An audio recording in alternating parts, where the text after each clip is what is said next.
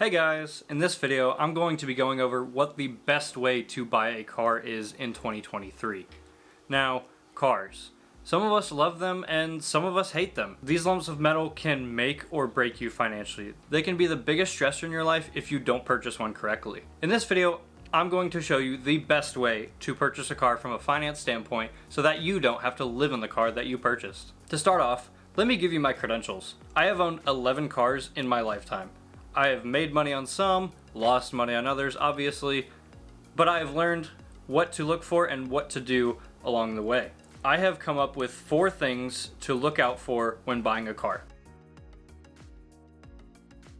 Number 1, choosing the right car for your income. Choosing the right car for your income can be very difficult if you're not doing it purely based on emotion. Cars are often the second most expensive thing you will ever purchase in your life. You want to ensure you are purchasing a quality vehicle that is going to last you a very long time. You also want to ensure that this vehicle doesn't exceed your income. To find the amount you should spend on a vehicle, you should take your monthly take-home pay, times that by 0.1, which will be 10% of your take-home pay, and that will give you the amount that you should spend on the vehicle itself, the maximum amount. You should not spend more than 10% of your take-home pay on a monthly basis on the vehicle.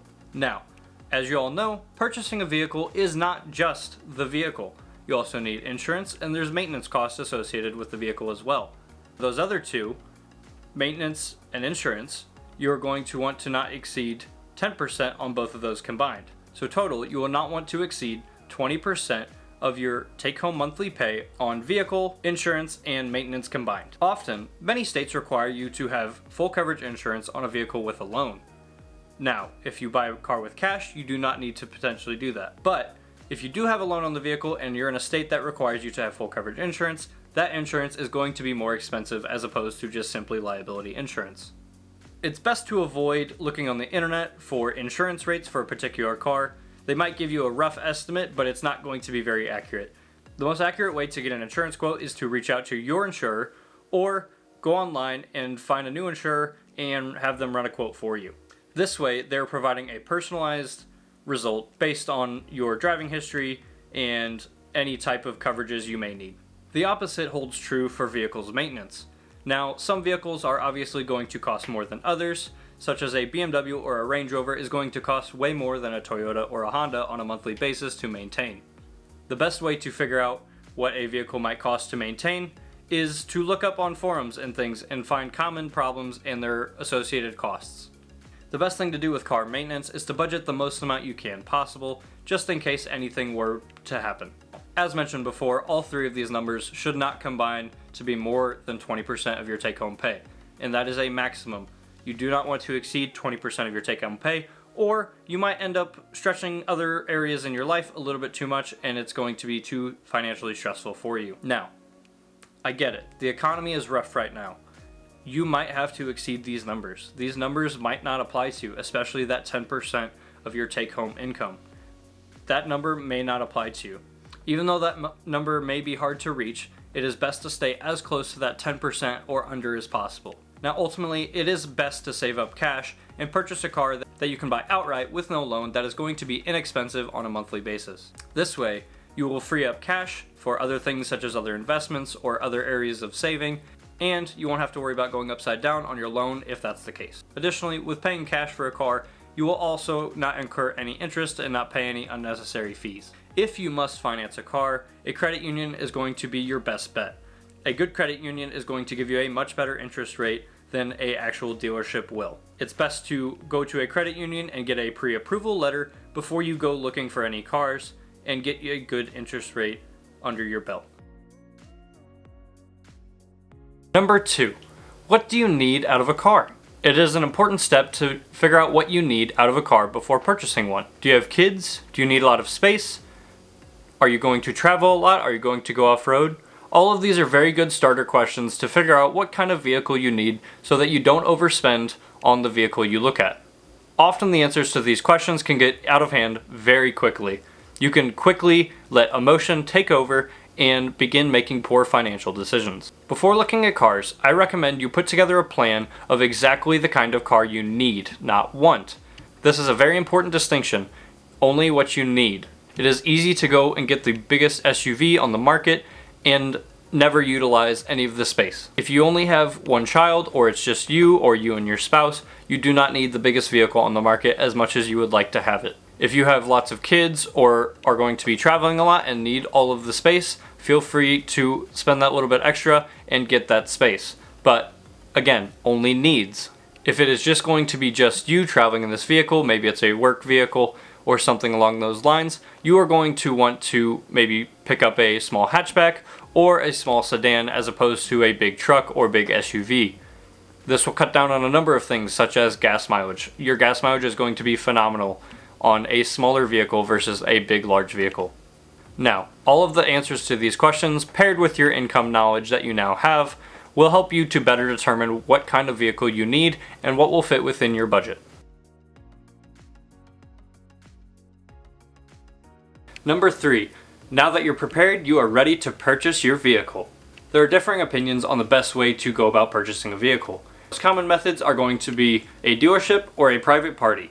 There are obviously pros and cons to either method. For example, buying from a dealership is going to be way safer in most cases and way more reliable than buying from a private party. But you're going to pay for that reliability, and oftentimes there are very skeezy dealerships that want to scam you just as much as there are good private sellers. Now, if going to a dealership makes you more comfortable, make sure you find a reputable dealership with good reviews and that have been in business for a long time that is going to treat you well and treat you fair and give you a good price on a vehicle. You can find these dealerships and find these cars on websites such as Car Gurus or Auto Tempest. They're going to search the internet for various vehicles in that category that you're looking at for your needs only and what fits in with your budget. Now likewise, Facebook can be an excellent tool for finding vehicles. I have bought almost every single one of my vehicles through Facebook Marketplace and have had no issues. I've also sold many vehicles through Facebook Marketplace and have had relatively no issues. Now, the one caveat to Facebook Marketplace is that it's going to be a lot more difficult than walking into a dealership, signing some papers, and leaving with a new vehicle.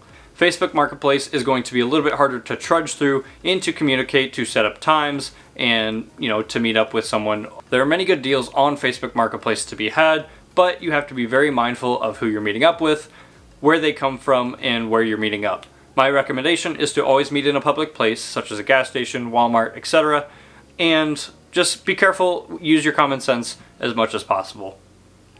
If someone feels sketchy, they probably are, and so trust your gut in those situations. It's going to be best. You also need to look at the car thoroughly. Now, often people will, again, purely go on emotion, and they will skip right over looking at the car and miss important details that they will only notice later and regret.